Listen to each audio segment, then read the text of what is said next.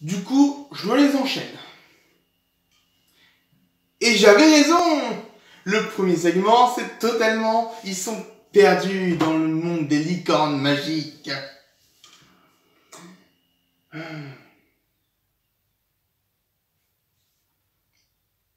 Au bout d'un moment, elle est prévisible, la série. Elle est prévisible!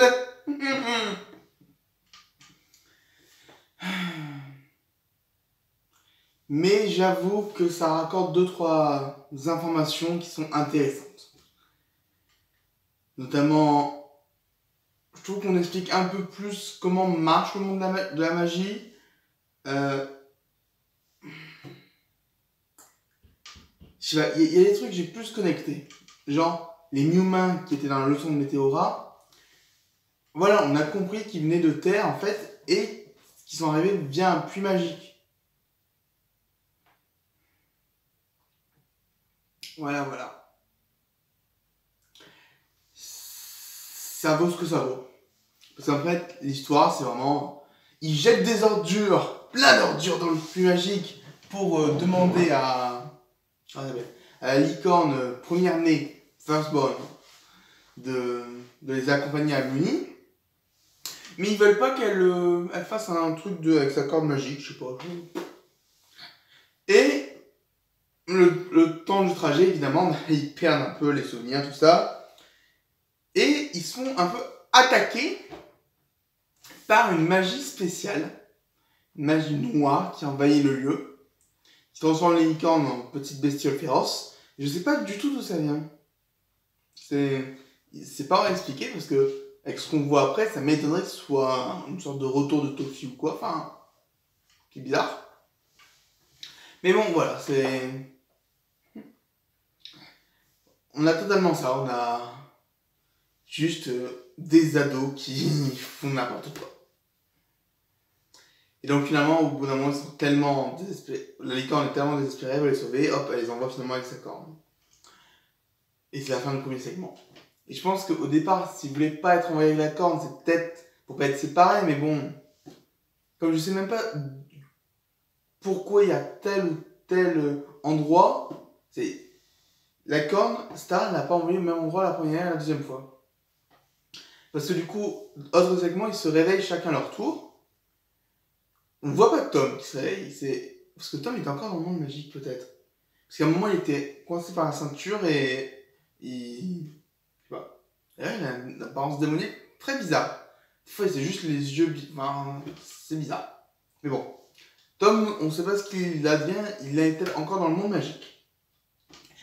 Pour Marco, qui est le premier qu'on voit se réveiller, il est dans la laverie.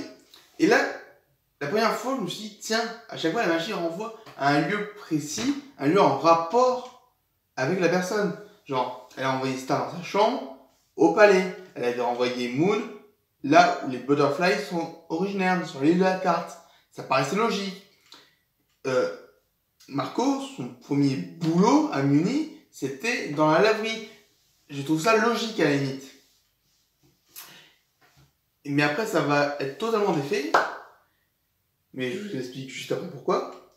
Mais en attendant, voilà, Marco se réveille et il voit les membres du comité magique en train de parler et Mina qui entre dans son robot. Ce qui me fait me demander, est-ce qu'ils se réveillent en même temps? Vous allez voir pourquoi. Et du coup, on se dit que c'est peut-être le haut commissariat magique qui a demandé de l'aide à Mina, mais finalement, il voit qu'elle est un peu folle. Enfin, c'est bizarre. Pour Star, qui est la deuxième à se réveiller, elle se réveille près de son balai. Premier sort, Doup Doup, qui a étrangement la voix de Morty dans Rick et Morty. J'ai l'impression, en VO, j'ai l'impression que c'est la même voix. Et bon, voilà, c'est... Elle voit juste que le palais d'Eclipse est attaqué. Et donc là, c'est la question. Marco, il y a du hors-champ. Enfin, il y a des élites dans cette scène. Parce qu'il se réveille, il sort de la laverie, il trouve un corbeau, et le temps de monter en attachant le corbeau à des fils de linge, tout ça, ça lui met un peu de temps, à mon avis. Star, il n'y a aucune élite dans cette scène, et le château est déjà attaqué. Et il est attaqué forcément par Mina. C'est sûr et certain. Donc elle y va, elle va passer devant, au-dessus du village de sa mère et elle va dire à sa mère si tu me cherches, tu dois me trouver. Parce que sa mère ne vient pas se battre tout de suite. Elle viendra se battre, c'est sûr, mais voilà, c'est pas tout de suite. Donc voilà, c'est pour l'instant, Star devrait s'être réveillé après Marco. Mais là, on a Jenna qui se réveille alors que Mina est aussi en train d'attaquer. Et même, elle n'a pas entièrement commencé à attaquer le château, donc c'est un peu bizarre. Je dis Mina? Non, Jenna. Et donc, voilà, Jenna se réveille, il y a Météora et Glossaric. Elle demande où sont les autres, ils répondent pas forcément. Et j'adore, c'est, de toute façon, depuis le temps que tu sers à rien, elle dit ça avec Glossaric. Oui, il ne sert à rien! C'est bien de l'avoir remarqué au bout d'un moment, c'est bien, bravo! Oh! Elle va aller dehors, et elle va se faire presque attaquer, mais Eclipsa la sauve au dernier moment, et elle envoie Globgor se battre un peu. Alors, le robot géant, très bien, Globgor le gère très bien, chose qui se fasse un peu couper par une épée, ce qui l'empêche d'utiliser ses pouvoirs, et il paraît que l'épée est idéale contre les monstres. Parce que c'est à l'époque d'une ancienne reine, Solaria, il me semble, qui a mis en point les guerriers solariens, race dont est extrait Mina, il me semble. Et c'est justement pour faire face aux monstres. Je comprends un peu mieux la dévotion de Mina face aux monstres, du coup. Et voilà, donc c'est un peu dommage pour Globgor. Et là, Eclipsa qui, elle, ne se laisse pas faire. Elle va vraiment essayer de tout faire pour le sauver. Mais l'armure est un petit peu plus forte. Et l'épisode se termine avec elle sous un bouclier. Et le bouclier commence à se fracturer.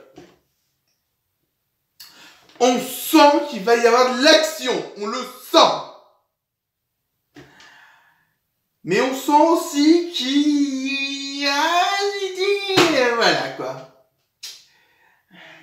Il y avait encore un peu de remplissage à mettre. Allez. Là, je pense que dans les prochains épisodes, ça m'étonnerait qu'il fasse durer la bataille sur les 3 prochains. Je pense que le dernier épisode va être un vrai épisode.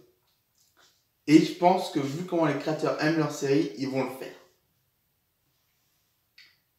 Parce que, voilà, ils aiment vraiment leur série. Je l'ai déjà dit plusieurs fois, mais je répéterai tout ça dans une vidéo où j'expliquerai un peu tout. Mais voilà, je pense que là, il va y avoir la bataille sur les 2 prochains épisodes. Je pense que le 20 va être un épisode en entier. Et comme je l'ai fait pour le 10, je le regarderai en même temps. Comme ça, vous verrez mes réactions. Donc voilà. Et on va avoir une grande bataille. On va revoir, à mon avis, des gens comme Moon qui vont venir se battre. Krapotoro va peut-être venir aussi. Je pense, voilà, c'est la fin de la série. Ils en sont conscients. Ils vont tout mettre en œuvre pour mettre les choses importantes. Je pense que c'est pas pour rien qu'on a eu une réunion de personnages il y a quelques épisodes. C'est un, pour nous les rappeler. Et de deux, pour faire un peu nos adieux. Là, Oscar a voulu aider au tout début, il a passé sa voiture. Sa voiture qui est détruite maintenant, mais voilà. Je pense maintenant, on dit adieu à Oscar. On a dit adieu au Sensei. On a dit adieu à tous les terriens quasiment. Il reste encore tous les gens de Muni. On va bientôt leur dire adieu. Et ce qui me ferait vraiment plaisir,